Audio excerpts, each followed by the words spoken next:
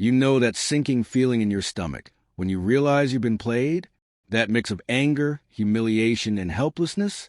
That's exactly where I found myself a few years ago, sitting across from a smug middle manager who thought he held all the cards. What he didn't realize is that the moment he dismissed me like I was disposable, he handed me the one thing I needed to take him down: clarity. I wasn't going to beg. I wasn't going to plead. I was going to burn down his house of lies, legally, piece by piece, until he had no choice but to pay for what he did.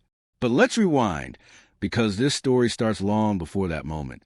At the time, I was 35, juggling the exhaustion of building a career in digital marketing. I had always prided myself on being sharp, quick, and precise. I worked as an SEO copywriter and social media manager, which meant I had to be both creative and strategic. When this well-known Italian company offered me a position, I thought I'd finally made it. The interview went smoothly. The general manager, who I'll call Big Boss, spoke to me like he had the keys to my future, and the mini-boss, his right-hand man, nodded along, smirking like he was already in charge of me. But there was a catch. Instead of offering me a normal employment contract like any respectable company, they forced me into what they called freelance status. In Italy, that meant I had to open a VAT number, Partita IVA, and invoice them as if I were an independent consultant. Sounds fancy, right? In reality, it was a trap, because while on paper I was supposed to be a free agent, in practice, I worked exclusively for them, 8 hours a day, 5 days a week, chained to their schedule like any full-time employee. Only difference? I had none of the protections, none of the benefits, and none of the security that an actual contract would have given me. I remember the conversation so clearly. I asked them, "Isn't this a little unfair? I mean, I'll be working only for you." Big Boss waved his hand like I was being dramatic. "Don't worry, this is good for you. You'll make more connections through us." Mini Boss chimed in, "It's the Italian way." Both of them smiled as if they'd just done me a huge favor. Connections? Please. Those connections never came. Still, I put my head down and did the work. Every blog post, every ad campaign, every social media calendar, I delivered it all on time, flawless, sharp. Clients sent glowing emails, praising my writing, my strategies, even my ability to fix problems before they became disasters. I became the quiet engine of their online presence. And what did I get in return? A front row seat to one of the most nauseating office soap operas I've ever witnessed. You see, both bosses had women on the payroll who weren't there because of their talent. Mini Boss had his girlfriend on staff. Big Boss had his mistress. Yes, you heard that right. His actual mistress. Both were supposed to be doing real jobs, but calling them employees was a joke. They were catastrophes in human form. They couldn't meet deadlines, couldn't write a proper sentence, and couldn't manage even the simplest tasks without leaning on everyone else. Guess who got stuck cleaning up their messes? That's right, me. And unlike the rest of the staff who swallowed their complaints to keep the peace, I didn't bother hiding my frustration. I wasn't rude, but I was honest. When their mistakes dumped more work on my desk, I called it out. I didn't sugarcoat it. If you're wondering, wasn't that dangerous? Yes, it was. But I couldn't stand hypocrisy. Watching them coast by, shielded by their connections, while the rest of us had to mop up after them, was infuriating. And maybe that honesty was a crack that let everything spiral. 7 months into my contract, after a particularly stressful week where I stayed late to fix one of girlfriend's many blunders, Mini Boss walked into my office. No email, no paper notice, no witnesses. Just him and that arrogant little smirk.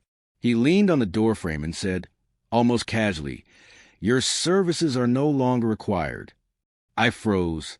My first thought wasn't even anger. It was disbelief. After everything I'd done, after all the times I saved them from embarrassment, delivered results, and kept the company's online image spotless, he was tossing me out like yesterday's trash. I took a breath and forced myself to stay calm. "I want to speak with Big Boss," I said. His smirk faltered just a little. "That won't be necessary. Decision's final." The room went quiet, and that's when it hit me. He thought he was untouchable.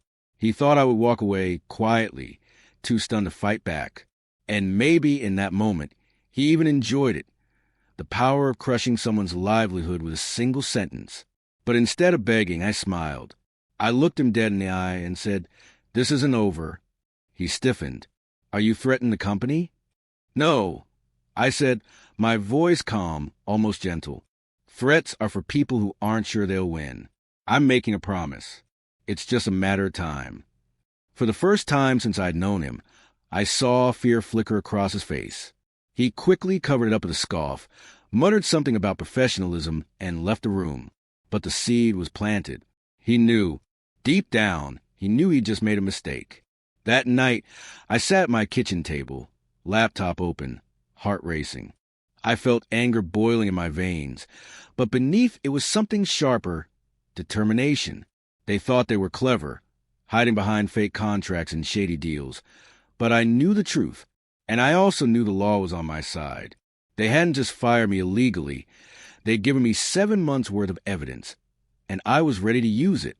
I contacted my lawyer the very next morning. We laid everything out: the fake freelance contract, the full-time hours, the lack of proper termination notice. My lawyer nodded slowly, a smile tugging at the corner of his mouth. "We've got them," he said. "And if they're as careless as you say, they'll hang themselves without even realizing it." He was right, because when my lawyer sent the first official communication, nothing more than a polite but firm notice of legal action, Big Boss decided to reply himself. Not through his lawyer, not with careful wording, but with an angry, venom-filled email. Line after line of personal insults, accusations, and thinly veiled threats. It was like he couldn't help himself. His arrogance bled through every word. When my lawyer forwarded me the email, I laughed for the first time in weeks. "Thank you for the extra evidence, genius," I whispered to myself. They were digging their own grave, and I didn't even have to lift a shovel. But that was just the beginning. Gathering the evidence, documenting everything, it became my mission. Every email, every chat, every invoice, every tiny piece of proof that showed I wasn't just some disposable freelancer, but an exploited employee. I built a mountain of evidence so high they couldn't climb over it, no matter how hard they tried. And while the process was grueling, Italian bureaucracy moves at a snail's pace, I felt something shift inside me. The power dynamic had changed. I wasn't the powerless employee anymore. I was the quiet storm building on the horizon, and they had no idea how badly it was going to hit them. When I look back at that moment, sitting across from Mini Boss, smiling as I promised this wasn't over, I realized something. That wasn't just bravado. It was the truth, because I wasn't done with them. Not by long. The weeks after I was fired were some of the hardest of my life. Not because I doubted myself, I knew I was right, but because of the silence. When you're suddenly cut off from a place you've poured months of your energy into, your brain keeps replaying every moment, every mistake, every little interaction. It's like a tape stuck on repeat. For a while, I kept asking myself, did I push too hard? Did I make enemies by speaking my mind about the girlfriends on payroll? Should I have just kept quiet?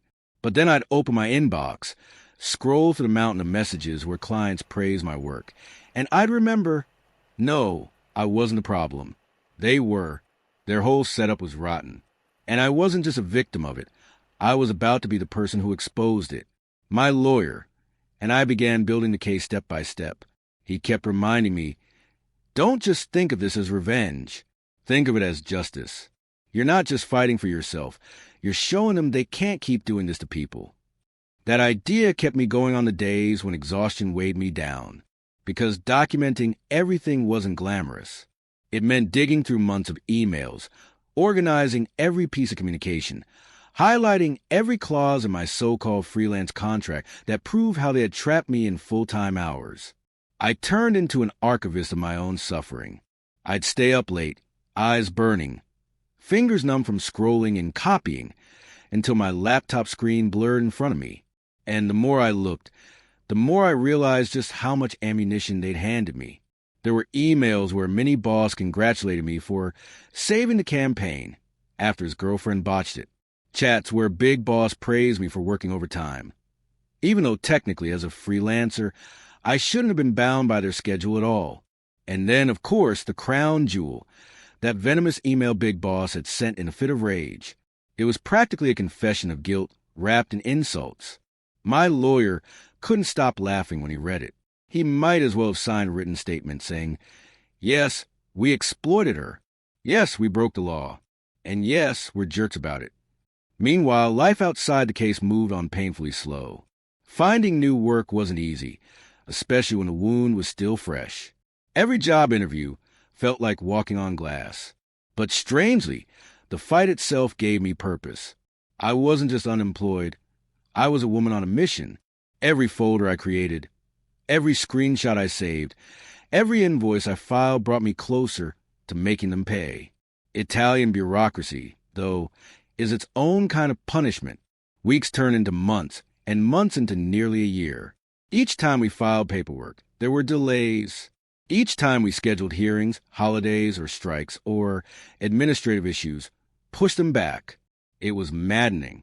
And yet, in a way, it was also perfect. Because while the system crawled forward, I kept gathering. The dossier grew thicker, heavier, until it was no longer just evidence. It was a weapon.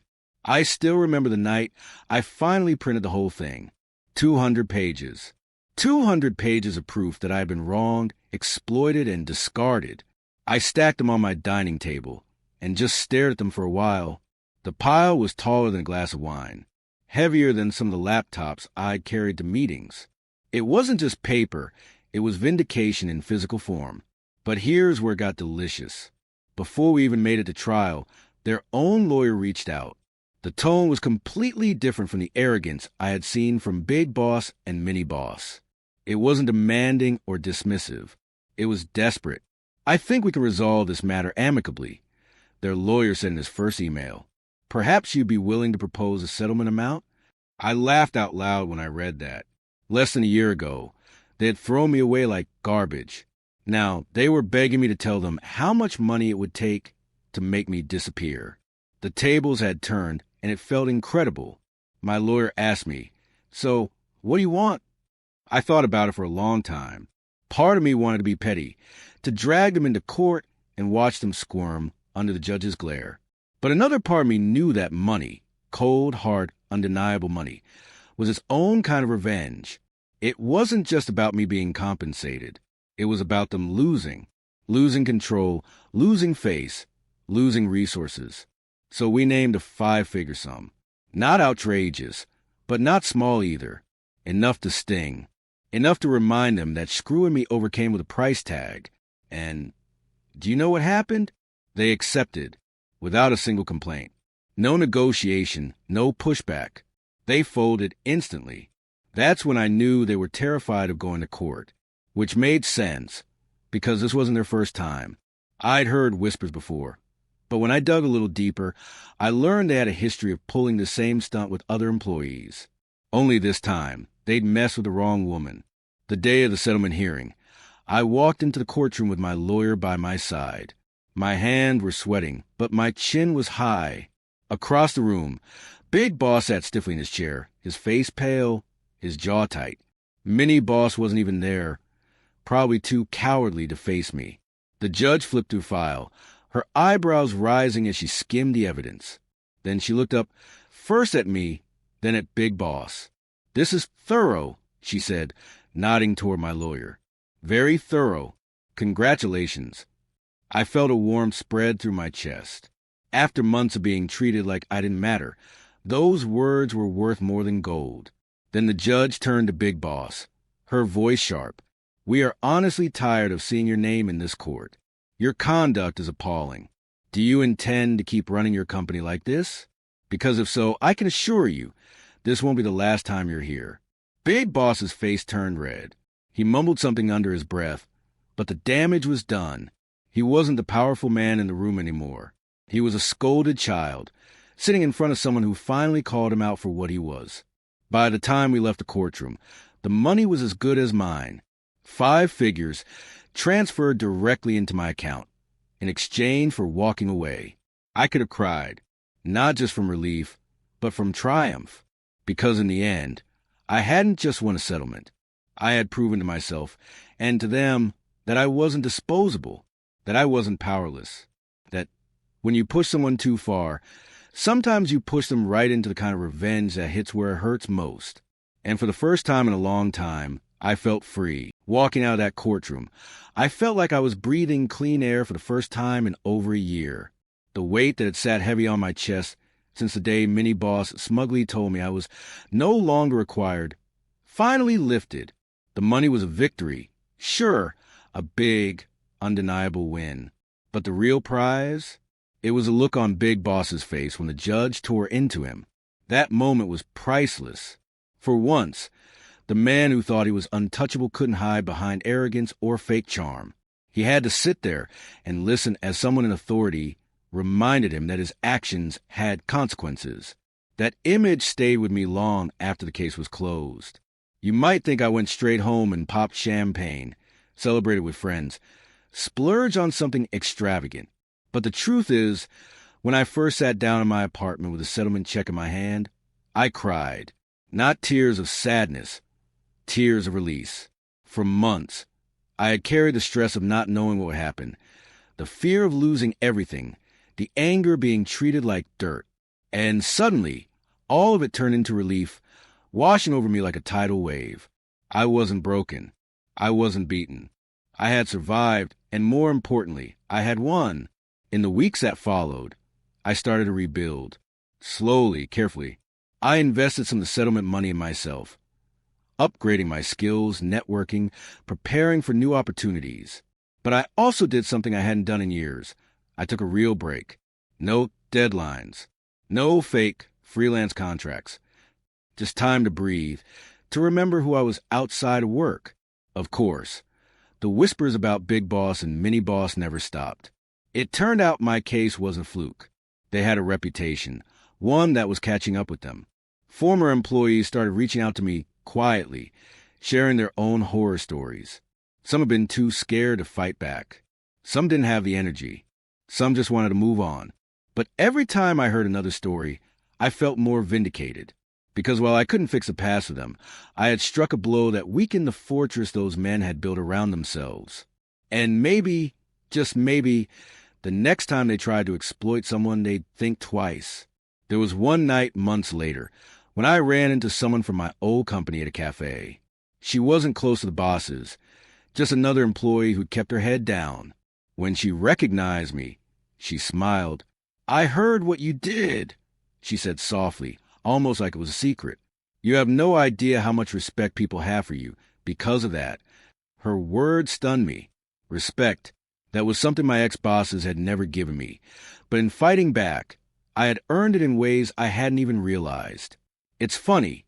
When you're in the middle of a revenge story, it feels like the only thing that matters is making the other person pay. But when the dust settles, you realize the real transformation is internal. Yes, they lost money. Yes, they were humiliated. But what I gained was far more important. I gained proof of my own resilience. I gained the confidence to never let anyone treat me like that again. I gained the peace of knowing that I had stood up for myself and won. Sometimes, late at night, I think back to that exact moment when Mini Boss smirked at me and told me my services were no longer required. I remember the way my stomach dropped, the way my heart raced. And then I remember the way I smiled back and said, "This isn't over." Those 4 words became the heartbeat of my journey, a promise I made to myself that I kept all the way to the end. And you know what? I wouldn't change a thing, because in the end, revenge wasn't about destroying them. It was about reclaiming me, my dignity, my worth, my voice. Now, whenever someone tells me they're stuck in a toxic job, afraid of speaking up, afraid of losing everything, I tell them my story. Not to encourage them to chase revenge, but to remind them that silence is exactly what toxic people count on. They count on your fear, your hesitation, your exhaustion. They count on you walking away quietly. But sometimes the quiet ones are the most dangerous, because we don't waste our energy screaming or begging. We wait, we gather, we prepare. And when the moment comes, we strike with precision. So here's my reflection. Karma isn't always some mystical force waiting in the wings. Sometimes we are karma. Sometimes justice only happens because someone decides to stand up and make it happen. And when it does, oh, it is so sweet. I may not have walked away with a fairy tale ending, but I walked away stronger, wiser, and wealthier than they ever expected. And that, to me, is the most satisfying revenge of all. So, to Big Boss and Mini Boss, if you're still out there, still playing the same dirty games, just remember, not everyone you exploit will stay silent. Some of us bite back. And when we do, you'll never see it coming until it's too late. If you enjoyed this story, don't forget to like and subscribe.